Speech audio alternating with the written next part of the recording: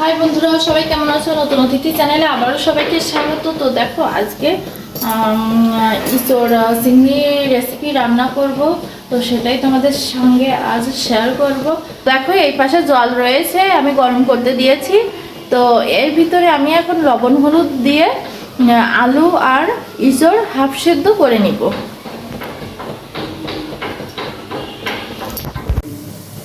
তো দেখো, হলুদ গুঁড়া দিয়ে দিব, চামচ লবণ দিয়ে দিব।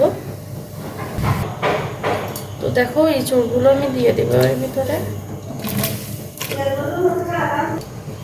আলু দিয়ে দিব এর ভিতরে একসঙ্গে। আমি এখন ঢাকনা দিয়ে ঢেকে দিব, 5 মিনিট এরকম রাখবো, তারপর আমি নামিয়ে নিব। তো দেখো, আমাদের এখানে কারেন্ট চলে গেছে, প্রচণ্ড ঝড় হচ্ছে, ঝড় বৃষ্টি। তো দেখো, আমার সেদ্ধ করা রেডি। তো এখন এগুলো ছাঁকনির মাধ্যমে আমি এগুলো এখন উঠিয়ে নেব।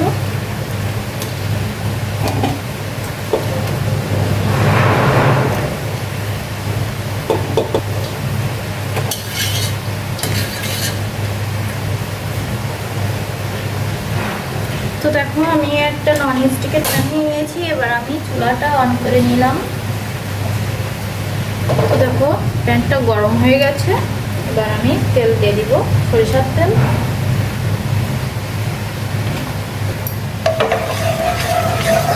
তো আমি একটু বেশি তেল দিয়ে দিয়েছি, কারণ একসঙ্গেই আমি রান্না করবো, আর তেল আমি দিব না। তো একেবারেই রান্না করবো এর জন্য। তো দেখো, প্যানটা গরম হয়ে গেছে, এবার আমি এই সেদ্ধ করা আলুগুলো এক এক করে ছেড়ে দিব।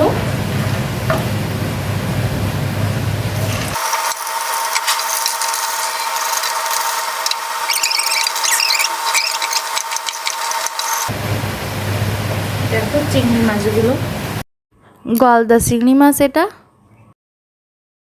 ভালো করে পরিষ্কার করে ধুয়ে নিয়েছি। এবার আমি এর ভিতরে লবণ দিয়ে দিব, দেখো সামান্য পরিমাণ, হাফ চামচের মতো, আর একটু হলুদ গুঁড়া দিয়ে দিব।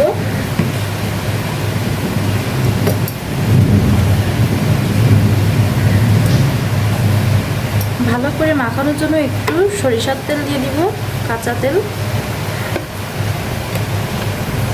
তো এবার আমি এটাকে ভালো করে মিশিয়ে মাখিয়ে নিব। দেখো, মাখানো হয়ে গেছে, এবার আমি এগুলো তেলের উপর ছেড়ে দিব।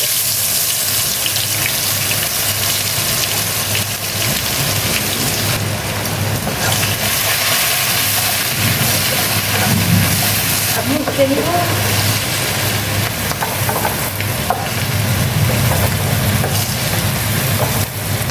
তো তোমাদের পছন্দ মতো যে কোনো চিংড়ি মাছই তোমরা ব্যবহার করতে পারো, যে কোনো সাইজের, কিন্তু তেলের ভিতরে একটু বেশি নেবে।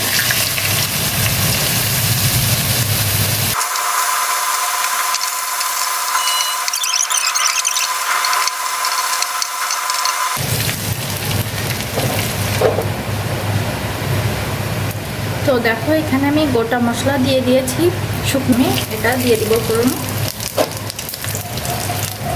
দেখো, 2টা বড় বড় সাইজের পেঁয়াজ কুচ করে নিয়েছিলাম, এগুলো এখন দিয়ে দিব।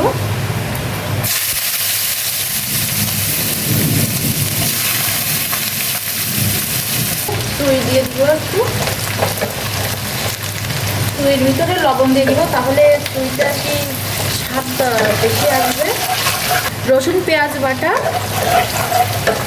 জিরা বাটা আর কাঁচামরিচ বাটা আমি দিয়ে দিব একসঙ্গে।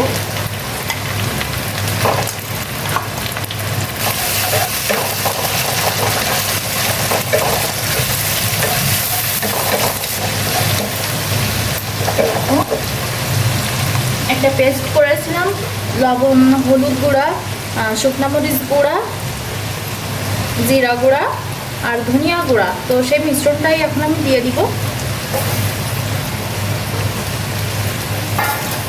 তো এই মশলাটাকে আমি আরেকটু ভালো করে কষিয়ে নেব।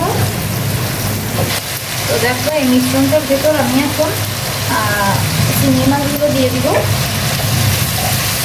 এবার আলু আর ইঁচড় যেহেতু আমি একসঙ্গে দিয়েছি, তো একসঙ্গে দিয়ে দেবো।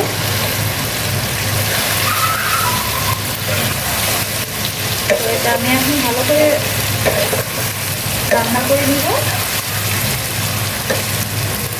তো দেখো হলুদ গুঁড়া দিয়ে দিব,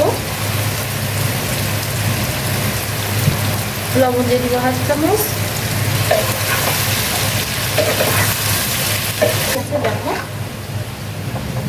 সুন্দর হয়েছে।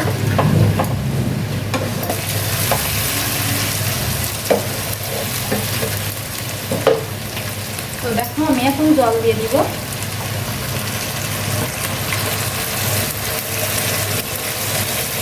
তো বেশি জল আমি দিব না, যেহেতু আগে থেকে সেদ্ধ করা, আমি মানে কাঁচা পেঁয়াজ রসুনের গন্ধটা যাতে চলে যায় তেমনভাবে একটু কষানোর মতোই রান্না করবো একটু জল দিয়ে।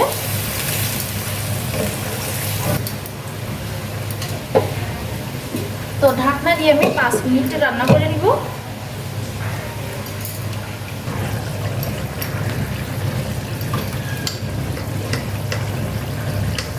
দেখো গরম মশলার গুঁড়া দিয়ে দিব আমি, যেহেতু আমি বাটা মশলা দিব না সেহেতু একটু বেশিই দিব।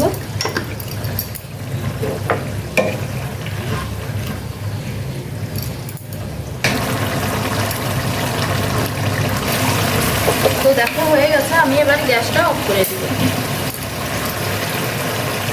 দাঁড়াও দাঁড়াও, বেশি দেয় না, এবার নামাও। আমার বুক তো আমারটা তো না তো দেখো কাঁঠালের ইঁচড় রেডি। তো চিংড়ি কাঁঠাল ইঁচড়। তো দেখো এবার আমি নামিয়ে নেব।